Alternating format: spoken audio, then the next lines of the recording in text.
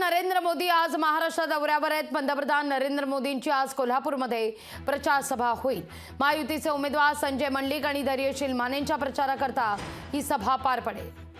सभास्थळावरून आढावा घेतला आमचे प्रतिनिधी सतेज औंधकर यांनी।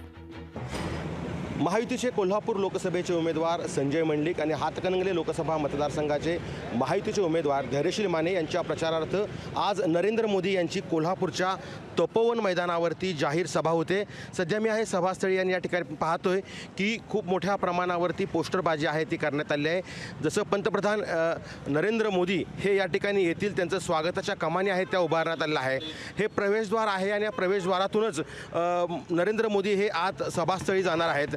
सभास्थळाच्या ठिकाणी मोठा डोम आहे तो उभारण्यात आलेला आहे आणि सुरक्षेच्या कारणास्तव पत्रकारांना आत जाण्यास मनाई करण्यात आलेली आहे।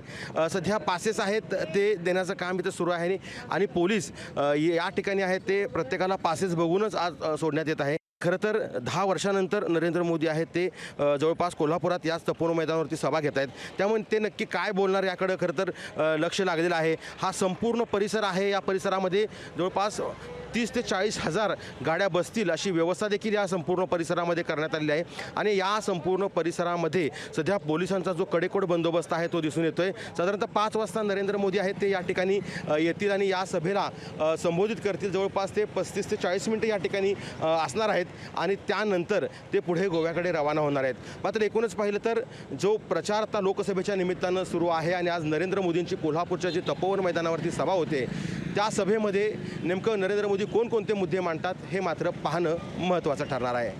सतेज औंधकर, लोकशाही मराठी, कोल्हापूर।